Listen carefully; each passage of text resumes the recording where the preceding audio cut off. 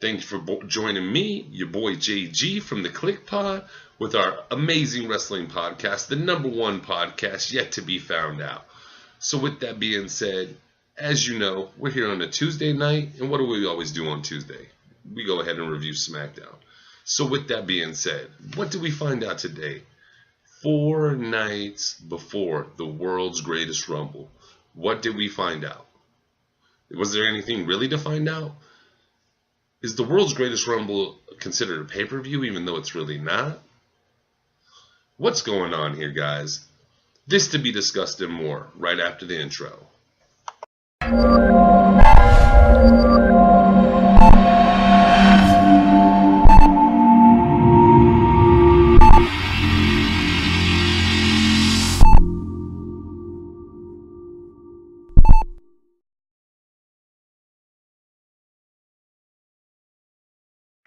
Man, what's up, KLIQPOD family? Thank you as always for joining me on a Tuesday night for another SmackDown review.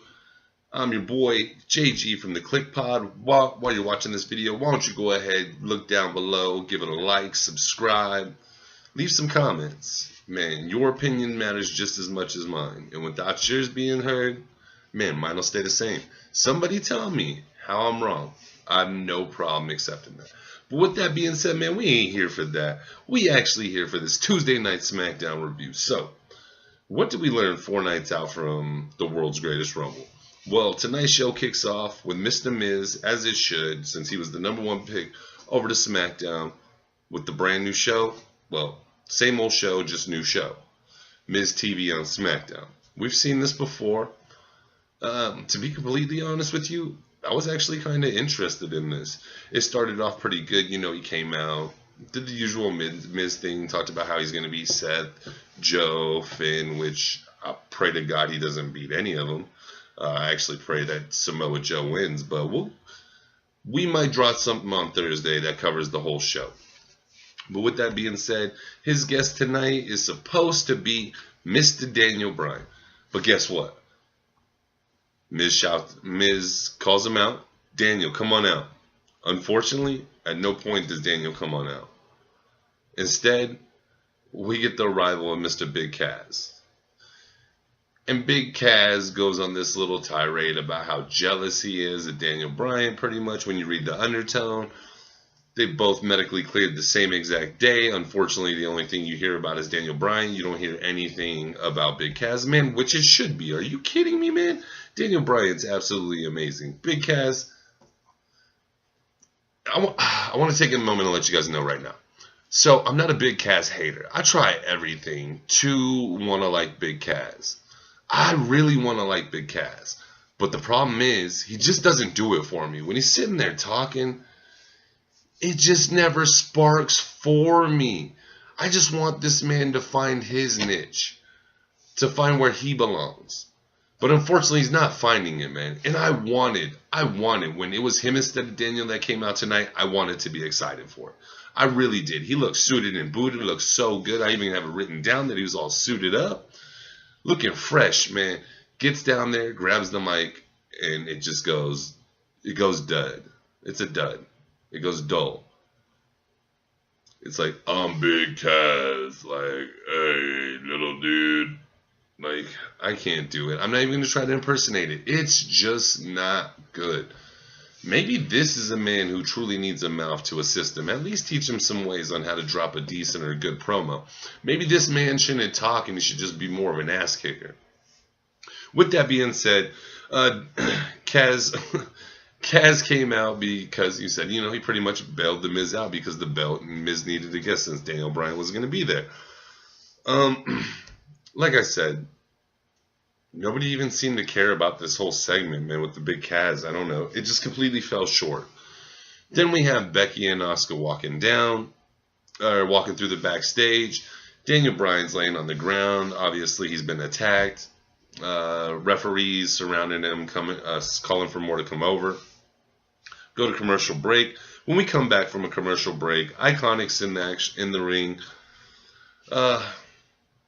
Peyton Royce and Billie Kay are just doing their thing, man. I enjoy what they do. I like hearing them make fun of the other girls in the division. I like the way they approach it. It's kind of got that childish, I'm too good, snobbish feel, and I love it. I love what they're doing. They start to make fun of Becky Lynch, also start to involve Asuka, and Asuka's not the one you really want to piss off at all. With that being said, we're getting ready for our tag team match. It's going to be Billie Kay and Peyton Royce versus Asuka and Becky Lynch. This is weird. I call this an upset. I don't know what you guys would call it. I just saw Becky Lynch get pinned by Peyton Royce by roll-up. Match was pretty good. I didn't mind the match at all. Semi-good. There were parts I really enjoyed of it. There was parts where I could have probably lived without.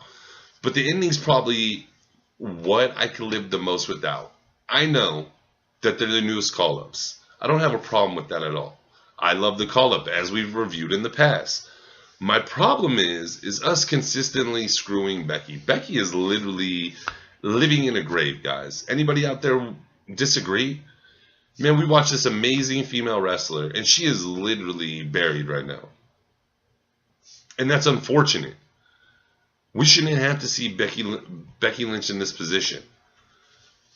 And I understand why we're seeing it. Don't get me wrong. But I'm just saying, Becky's already had a shit enough run. What are we going to do? Or is the WWE thinking about building up to Becky just losing a shit ton in a row and then they turn her for a heel run? That could be very interesting. That would be a weird dynamic to throw into it. Then I can understand it. Then that would make sense to me. But without that part, that doesn't make sense to me. Like, why does this girl have to get the shit end of everything? And once again, as I said earlier, we get Peyton Royce with the roll-up pin, 1, 2, 3. It's a very saddening day. It's just so frustrating. Watching these women, watching a woman like Becky Lynch, who we know can perform, we know can carry the ball if she ever got a chance to really try to carry it. But instead, once again, WWE fumbles, puts her in a shit position, and then like an offensive lineman, man, they just spread themselves and let her get sacked until she's buried so deep she has no chance to get out. And any of you that out there that want to argue, and I know we all have our opinions, and yours is valid as well. But I want to hear the argument that at this point, these losses aren't really affecting Becky and any type of push we could see. At this point, is she going to be somebody else who quietly wants their release from the WWE? I mean, this is almost like a regular basis thing now. Because they're blowing these opportunities with great talent because they're just messing up what they're trying to do. It's frustrating, man. So, next match we get is going to be Jimmy Uso, accompanied by Jay, of course, with against Eric Rowan, with Luke Harper accompanying him. This match was crazy. As we figured, the Bludgeon Brothers just physically dominated the match until the end. Towards the end, we get Naomi coming out, then her music hits. You know, she's doing her little dance thing, and then we get Jimmy with the roll up. Boom, another 1, 2, 3. Now this I call this upset of the night. I really wasn't expecting this. I figured this was going to be another ass whooping as we go into the Greatest Rumble. And then that's when I thought the Usos would actually perform, give it a shot, and then they, end up losing at the end. But after seeing the match tonight, man, I gotta say, this one cut me off guard. This was a surprising ending. I enjoyed it, didn't mind it at all. This was actually a good ending. It left me shocked. I was like, damn, did I really just see Jimmy pick up the win? I thought it was going to be one of them moments, and I know I should have probably assumed it, but I thought it was going to be one of those moments where we have Naomi come out, the entrance hits, they get distracted momentarily, Jimmy goes to do something, and then boom, just gets the super kick, boom, finished. Instead, we didn't get that tonight. We actually got the win for the Usos. So it's actually nice to have seen, at this point, one half of the team get pinned. Now, you could see the look in Harper's eyes after the match. He was like, okay, we got you, Naomi. Don't even worry. So I'm really excited to see what they have in store for us at the Greatest Rumble with these two. So that should be exciting, something to look forward to. Is only, what, 4 days away now? 3? Man, does it even count a full day? I mean, would it be just like 3.5? Because it's on at noon Eastern. That's 11 Central, 10 Mountain, 9 Pacific. So don't forget to check that out, guys. But with that being said, I know where a lot of people are going to be at work. So later that night, I'm actually throw the review just for you guys at work that had to work throughout the day. Let's go ahead and get that covered for you guys. It makes it a lot better, a lot more fun. Man, the next event of the night is probably one of my favorite contract signings that I've seen in a very long time. We had Carmella in the ring. Now, the only frustrating part that I felt during this is I had to watch the video montage twice. Well, almost twice. No, it was twice. And then when they were going for the third time, that's when Charlotte came out. But outside of that, I thought this was actually phenomenally done. I thought this was perfectly executed. I liked seeing Charlotte not glammed up, not with some elaborate spinning entrance. Charlotte meant business tonight, guys. Man, she just had her hair really flat, headed to the ring, not a damn word, not a damn woo, sat down, let Carmella say a little, do woo woo with the belt in her face, which, okay, I get it. And then Charlotte signs the contract. Mella goes to do it again, dude. Charlotte just grabs the back of her head, smashes on the table. You can tell this part they kind of messed up, but hey, I don't give a shit, man. Smashes her head on the table, throws the table over on top of Mella, and just leaves, man. And she looked good. She looked battle ready. She looked like a woman who lost her championship. So I'm excited to see what's going to happen at Backlash, because we're not going to see it at the Greatest Rumble. The next match we got on the night card is going. All right, then we get Shelton Benjamin versus Randy Orton. Crazily enough, it was actually originally supposed to start out Jeff Hardy versus Shelton Benjamin. But crazily enough, it got flipped around, and Randy comes out like Jeff did to him. Goes in there. And this was entertaining during parts. I don't want to say that. It wasn't. But there were a lot of parts it really wasn't. And it got frustrating. I mean, it just felt like another wasted match. But crazily enough, the ending actually picked it up. Once again, I was surprised. We actually see Sunil Singh come out of nowhere and attack Jeff Hardy, who's ringside. So he starts running like he's going to go somewhere, can't figure out where to go, slides in the ring like a dumbass, gets RKO'd. While Randy's looking at him, Randy gets caught by Shelton. Shelton rolls him up for the pin. I can't lie. At this point, I was actually pretty excited. I was like, damn, you guys got me again. I wasn't expecting this. Okay, I was expecting it, but I wasn't thinking it was going to come through. And then when it did come through, I was excited to see it because I love Shelton.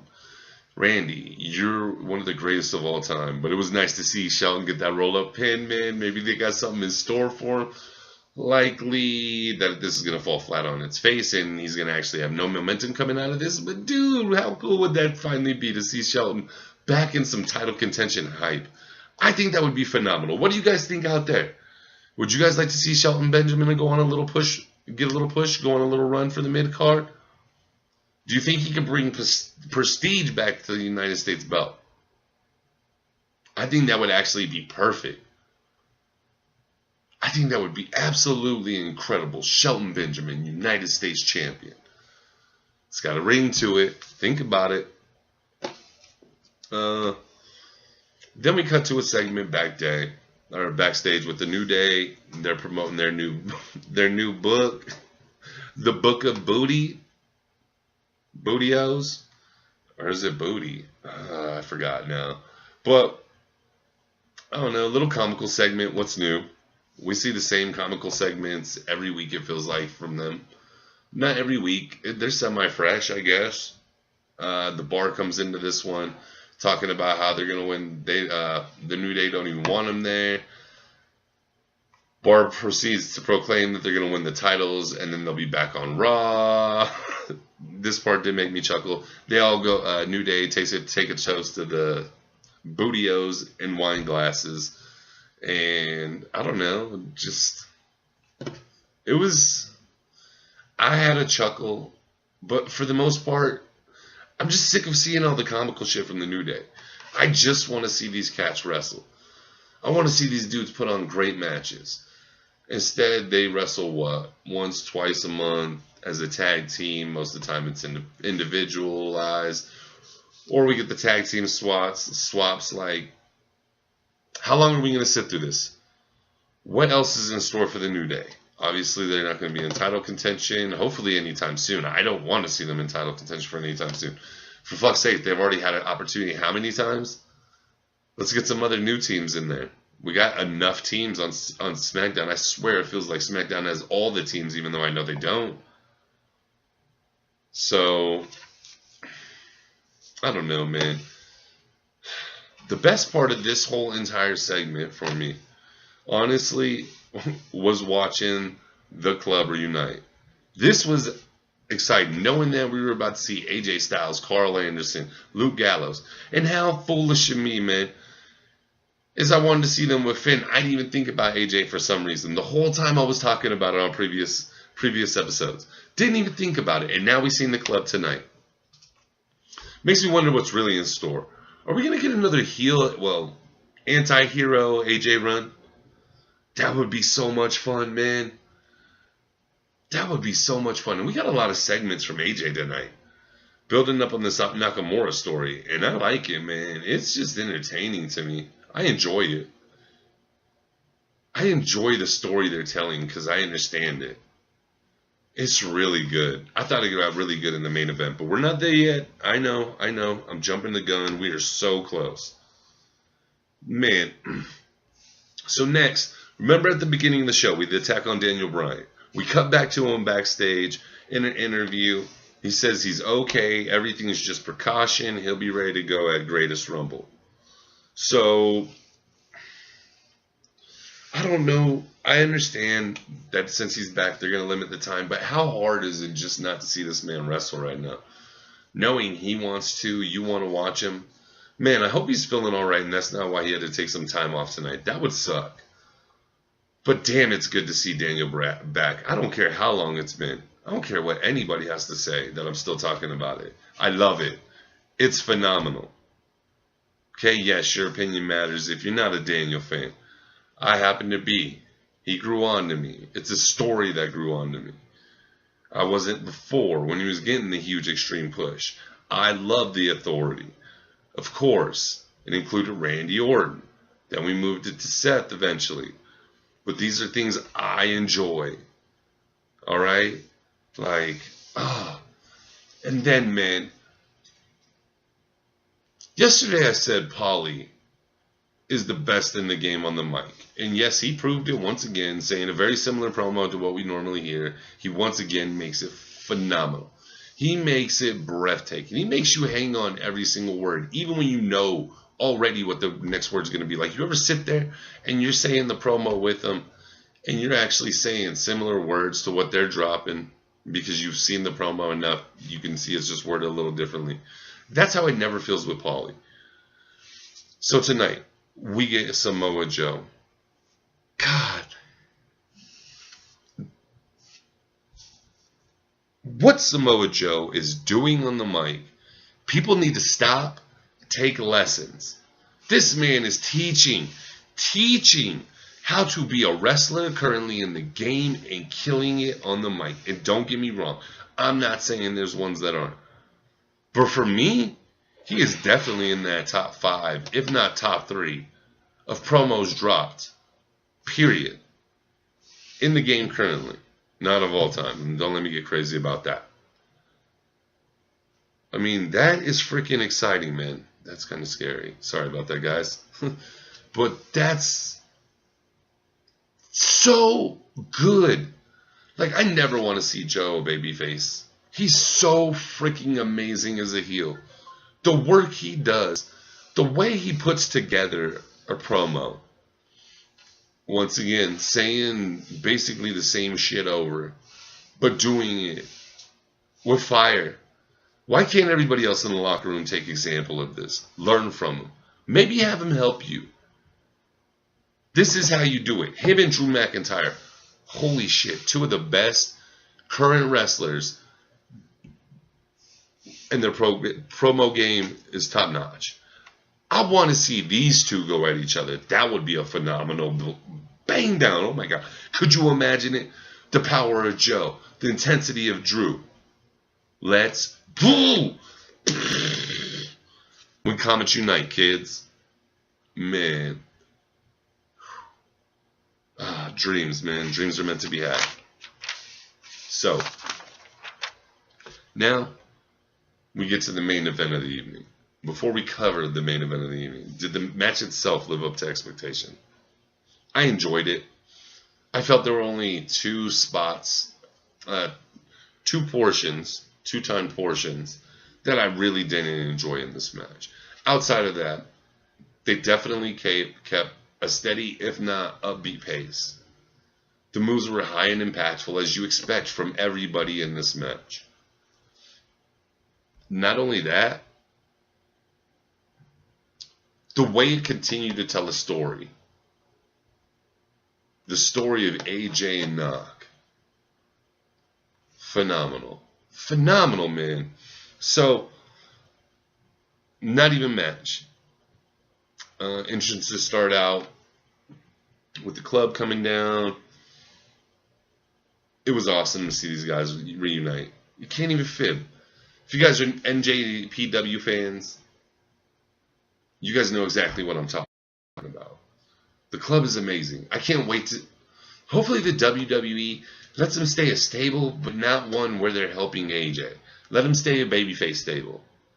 Let's really get some push and some intensity going here from these guys. Let me see some club work. Please. Please, WWE, I'm begging you, man. Let me see some club work.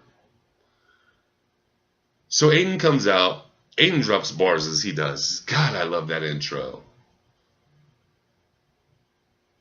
Tell him what today is. Rusev Day. Like, yo, I'm horrible. But Aiden is amazing, man.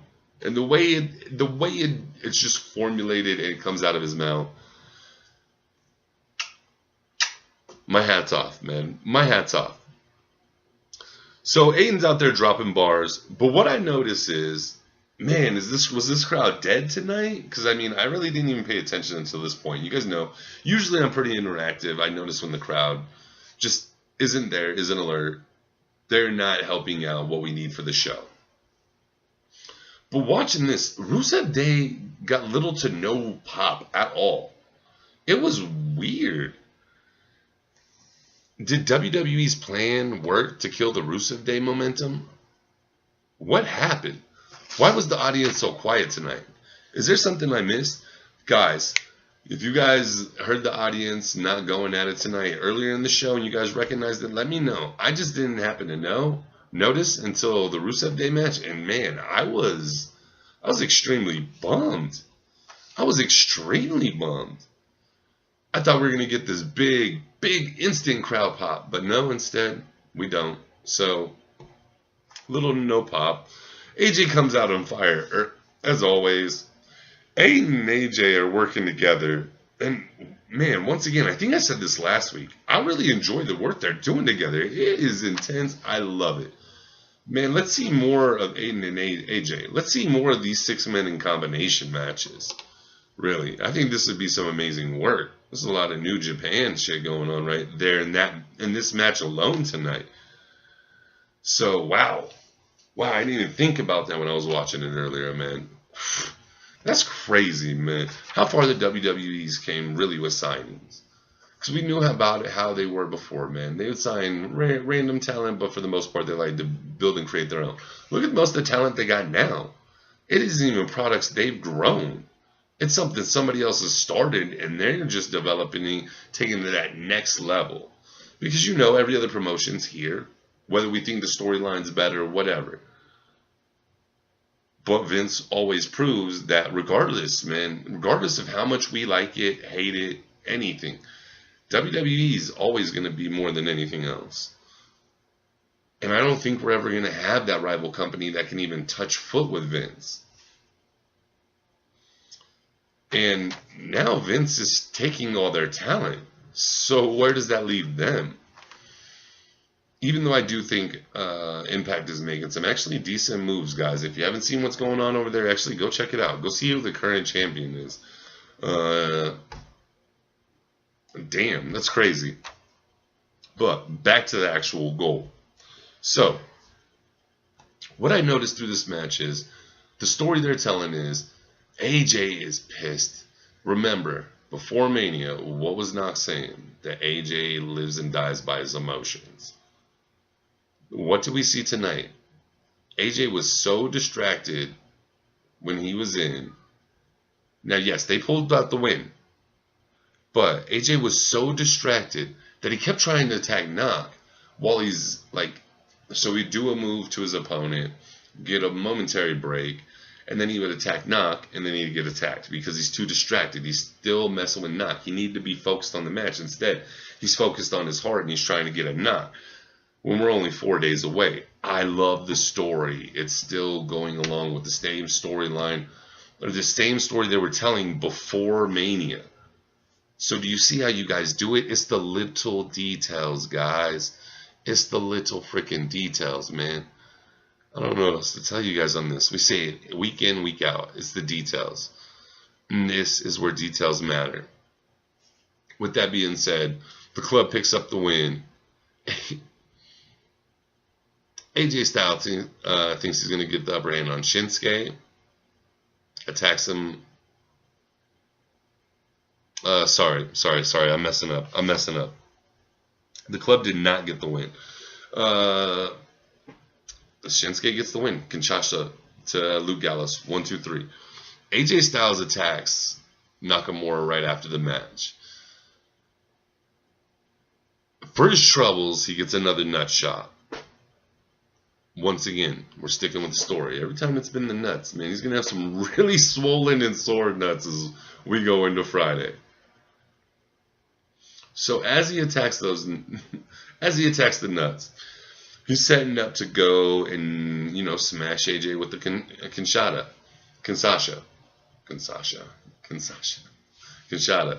But as he's going to go knock him with the Kinshasa, Gallows takes the bullet for Anderson takes the bullet for AJ. Love this. It just shows the true unity of the club. And you could see in Nakamura's eyes, there was this look of, damn, that's what unity is. This man just took my baddest move for you. And it started to affect him mentally. But then Nak gets back in AJ's head. And he picks up Gallows in front of him, knowing AJ's still nut concussed. Can't move from that nut shot. And he takes time. And he's taunting AJ, setting Anderson up. You know what's coming. Another Kinshasa. Blam! Knocks him the fuck out. Then we leave the show with Knock literally in the ring, looking at AJ, teasing and taunting him. I really enjoyed this. I thought the ending of the show was really good tonight. I definitely did not think this show was a snooze fest. I can't believe I'm saying that. Like I said, I thought it flew by extremely fast tonight. Was it a great show? No. But I'm going to give you your due diligence. On a scale of 1 to 10, I'd give this about a 4 or 5.